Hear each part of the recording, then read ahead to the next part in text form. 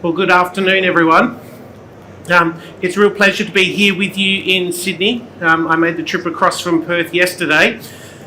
Let's flip that over to there. I would like to take a little bit of a step back in time. I imagine there's a few IT people in this room being digital transformation. I warn you, there are going to be some images that may be a little bit traumatic. Not in a graphical way, but in a history of IT way. So you'll just have to wait for those. But let me introduce myself. I burst onto the mining scene in the 1990s. Tells you my age. I burst in a really glorious way.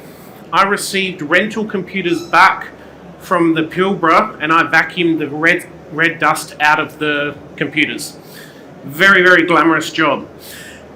Fortunately, I cut my teeth there, but I very quickly moved into the software industry, and I've spent 25 years in the software industry supporting mineral resource companies.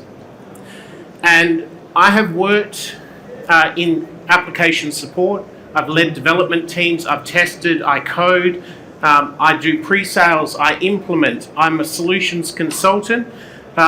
You could say I've just about done it all. I've been a database administrator.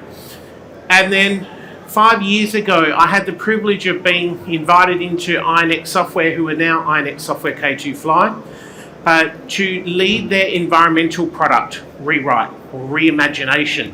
So we worked with about a dozen mining companies to learn how the environmental monitoring occurs, how they store their data, how they need to look at their data and analyse their data and report on their data. And you'll see a flavour of ESG through this talk, because that's where my life has been recently. So, back in the 90s, these are some of the traumatic images that you might be familiar with. If you're as old as I am, well, it hasn't come up yet, hang on. There we go. Data distribution was difficult. I remember when I first started, boxes of floppy disks that had to be installed one at a time. And why am I telling you this? Because it was all about how do we as a supplier transfer data to our clients. And in this case, we were distributing critical safety information on chemicals to our clients. And so we would release 4 times a year with box loads of floppy disks for them to load onto select computers so that select people could access that information and then distribute that around their site. And as we move into the 2000s, or the noughties as they like to call it, things become a little bit easier on the distribution. Our capacity grows with zip drives, it grows with CDs and then DVDs, and of course along comes mainstream internet access, and suddenly data distribution becomes really, really easy. And I remember that transition from moving from distributing things at that time off DVDs onto we could real-time push that up to the internet and make that available to our clients. And in much that way that distribution became easy, and through the 2000s into the 2010s, we start getting this explosion of data. And it starts small, and it builds, and it builds, and it builds, and now we have plenty of IoT devices. We've seen some great technology presented in this theaterette today. I was in the plenary sessions this morning and I heard some great technology talked about in there as well. And we have this huge amount of data that now is hitting systems. Now, have I told you everything you already know? In the industry I was in, it was all about more is better. The more data we give you, the better you are as a client. But it led to a problem. In fact, dare I say, it's led to an overwhelming amount of information. But to our rescue comes this thing called artificial intelligence. And I do want to say, I love AI. I'm a technologist myself. I love AI. I use AI just about every single day. And AI solves what we have being a huge glut of information. And some of the talks talked about maybe we don't have information in the right areas, which I understand we get. But I've worked with clients that have so much information that they do not know what to do with that information. And we know with AI that we are still in a learning phase. This one, I actually tried out myself. I saw it, I came across my social media. This was ChatGPT failing to understand how many letter R's there are in the word strawberry.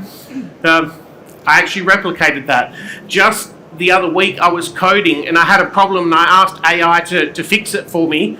And so it suggested a fix, and I said, no, that's broken. It throws another error. So it suggested I go back to the first way, which had the error. So I said, no, that's the first error. So it suggested the second way, and I got caught in an AI loop of no solution because AI was learning from old, obsolete data. In this case, it was learning from an older version of an a coding system. Now, when we talk learning, and if I talk about, many of you will have children, we employ qualified teachers. We make them go through learning. We make them go through university. We make them get certified. We then make them go through professional development courses to keep up to date so that they can teach our children. And we are in a learning phase of AI. So I want to flip that and say, how does that work with your corporate data? With AI engines that are able now to reach into your network, be contained into your network, grab your corporate data and try and reveal insights, how does that work with your corporate data and the amount of history? Now, I have a couple of stories. I'm very conscious of upside down time over here. I worked recently with a startup mining company, and they were implementing this environmental solution, IMARC Preserve. And I went to the kickoff meeting and I said to them, okay, how much data are we talking about? And they were like really happy to say, not much data, we're just starting up, we've got a little bit of data, probably 100 monitoring points or so, mainly of groundwater. I'm going, fantastic, sounds like we'll have you on in a matter of like days or weeks. They said, but we have this data sort of in spreadsheets all over the place, and we've had some people come and go when we don't even know where all the data is.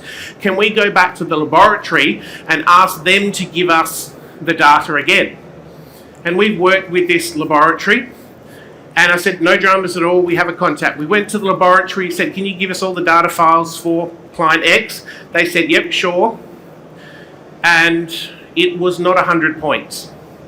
In fact, it was not even 200 points, it was actually 230 odd points of data that came back. Now here is a startup mining company that's only been around for a few years, and I'm not criticizing them at all, but their environmental team wasn't even aware of all of their data that's been collected in the last 5 years. What is the health of your corporate data? And then if you come from an organisation that has been around for a long time, I question about whether there needs to be a data cleanup before you start hooking into AI systems. Again, I worked with a company, same product, same implementation, and I went to a kickoff meeting, not a kickoff, a project update meeting with them. And I listened to them for an hour and a half argue about what data should be included and what data was now irrelevant and we don't need that data. And some people were adamant that it had to come, some people were adamant that it shouldn't come because it was unreliable, etc., etc. If this data is sitting in your network and your AI systems are starting to scan that, what results will it give you? As I said, I posed some already. What's the health of your corporate data? How much time do your teams spend cleaning up obsolete and incorrect data? I can say even within INX software now, INX K2 Fly, I look at our information repository of how we support our clients and the information on our products, and we're proposing actually having a hack day for a couple of days that is purely around cleaning up of data, because there is so much data there, and much of it pertains to old versions of software that we no longer maintain. That data is irrelevant, but people that come in and people that are looking for answers have no idea whether it's obsolete or not. And how much time do your teams validate the information that are generated by these types of systems? Again, I love AI. I'm certainly not like saying don't trust AI systems at all, but I want to take this opportunity to pause and say, what is your AI systems learning from certain data? How sure and how trustworthy is that data? As I said, particularly, I'm in the environmental space. I deal in flight logistics and occupational hygiene spaces as well. But particularly around the environment, we all know the term ESG. You've all heard it. It's getting old for me personally, but it's super important. And I was talking with a client who said they have a team of people that spend 1 quarter every year gathering the information for their ESG report, the annual ESG report. And that team actually just collate the information from all other areas of their organisation.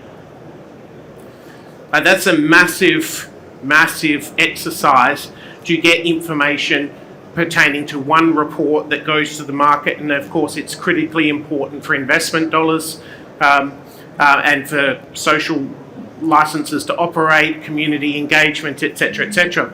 As you can see here, I thought I'd better have a real stat rather than just pictures of floppy disks and DVDs. The average listed company spends $675,000 annually on ESG data.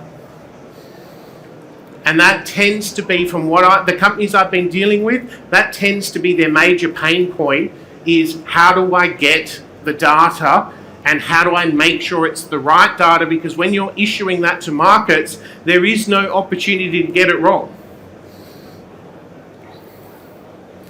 So, a call to action for you guys.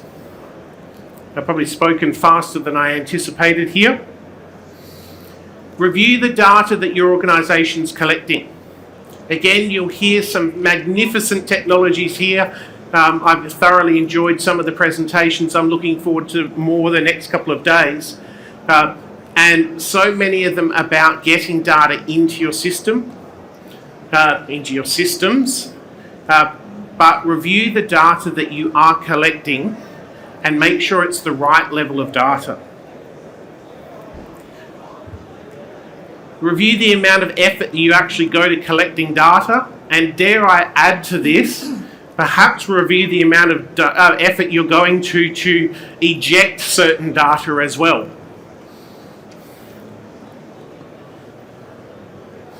Ensure that your teams have the right tools to collect the data and store the data. Again, I've worked both with clients in my current role, but previous clients as well, that have worked off spreadsheets, that have worked off I actually worked with a client that literally had a piece of paper, and the guy had been noting all the locations of their chemicals, particularly their hazardous substances, dangerous goods, on a piece of paper, and he'd been doing it for years. And that was their corporate record of where their dangerous goods were stored, was on a piece of paper on someone's desk.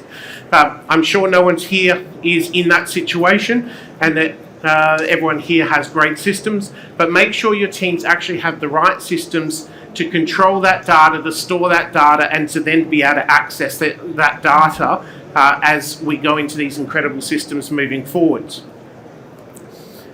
And finally, take a pragmatic approach to data and take action. At the end of the day, I say this hand on heart as a technologist and someone that loves IT. We can spend all our effort getting data and even presenting data back, but we need to remember that data is not our end state. Data enables us to take action, to make decisions, and then to take action that benefits the company that we work for, or the environment, or the shareholders, or whoever the stakeholder is, the community. So make sure that your right amount of time is spent collecting data, analysing data, but you don't get stuck in data and you actually act on that data. So I will propose that data is not king, but data is a wonderful advisor to the king. And the king is action. And particularly when we're talking ESG, some of those ESG reports make for hard reading. And I'm sure some bean counters love to read them. Pages and pages of statistics and information. But at the end of the day, for anyone here that is involved in ESG reporting, your ESG reports need to be a story. They need to be tell a story about what your organisation is doing to act socially responsible, to have great corporate governance and to protect the environment.